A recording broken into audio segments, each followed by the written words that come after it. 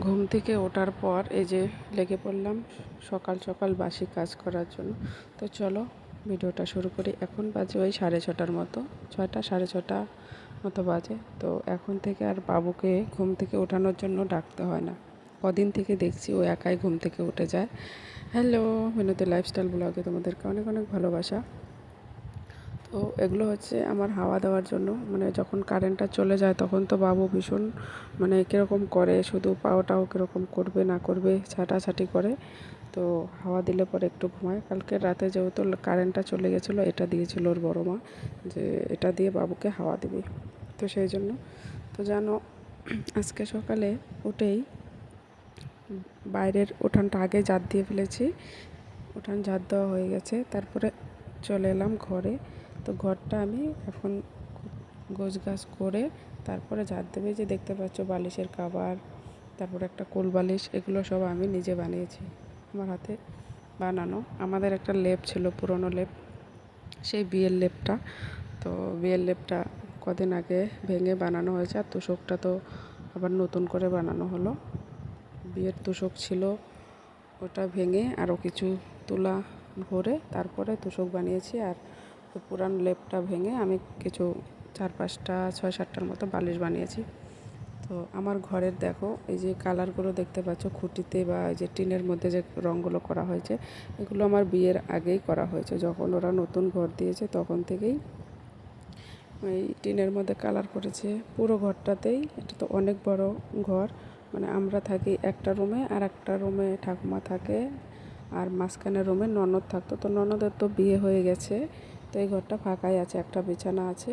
তো কিছুদিন আগে এসেছিলো, এসে ওরা ওই রুমটার মধ্যে আবার একটা বিছানা চৌকি ঢুকিয়েছে, ঢুকিয়ে এখন ওরা ওই ঘরে থাকে।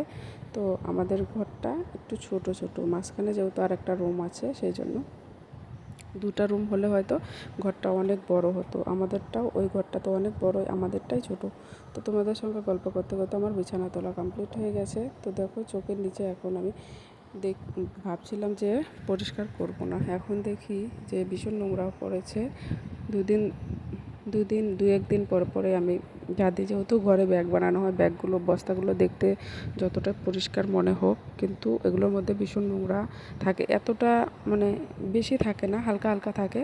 সেই জন্য ঘরের ভিতরে কাজ করা হয় তো নোংরা হয়ে যায়। আর গ্রামের বাড়ি, বুঝতে পারছো, সবসময় জুতো পরে আসে না। আমি আর আমার বাবু আসে, কিন্তু বারান্দায় তো ঠাকুমা আছে, তো ঠাকুমা সবসময় তো জুতো পরে আসে না, এমনিতেই উঠে যায়। আর একজন যদি মনে করো সবসময় বালু নিয়ে উঠতে থাকে, তো পায়ে পায়ে এটা ঘরের ভিতরে চলেই আসে বালুটা। তো এই দেখো ঘরটা আমি ভালো করে ঝাড় দিয়ে নিচ্ছি। তো আমার ভিডিওগুলো তোমাদের যদি এক ফোঁটাও যদি ভালো লেগে থাকে, তবে আমার চ্যানেলটাকে দয়া করে আমার সাথে, আমার পাশে থেকো তোমরা সবাই, তোমাদের অনুরোধ রইল। চলো আমার ঘরটা তোমাদেরকে দেখিয়ে নিলাম। তো পরিষ্কার করে ফেলেছি। আর আজকে দেখো সকাল থেকে সূর্য মামার এত তাপমাত্রা বেড়ে গেছে, কি আর বলবো। এটা হচ্ছে বাইরের বস্তা, বাইরের ঘরের সামনে যেই বস্তাটা দিয়ে রাখি, সেটা আমি রাত্রেবেলা ঘরে ঢোকার সময় ঘরের ভেতরে রাখি। কারণ কুকুর শুয়ে থাকে, আমার খুব ভালো খুব খারাপ লাগে আর কি, ভীষণ। সেই জন্য ঘুমানোর আগেই বস্তাটাকে আমি ঘরে নিয়ে আসি।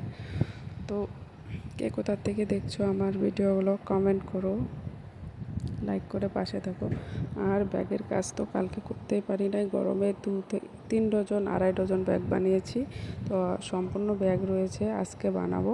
তো চলে গেছিলাম ওই রান্নাঘরে।